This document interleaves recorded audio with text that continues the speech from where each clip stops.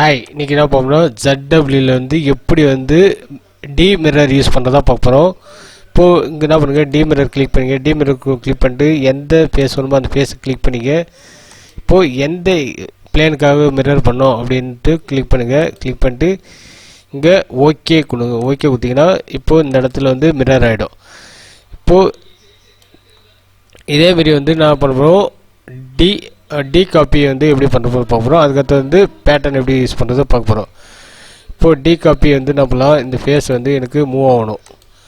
இந்த ஃபேஸ் வந்து எனக்கு வந்து இது கொடுத்துட்டு என்ன பண்ணுங்கள், பாயிண்ட்டு கிளிக் பண்ணிங்க. இப்போது எனக்கு இந்த இடத்துல வேணும்னா அப்படியே மூவ் பண்ணி இங்கே ஓகே பண்ணி இங்கே கொடுத்துங்க. இங்கே ஓகே பண்ணினா இங்கே ஒன்று வந்துடும்.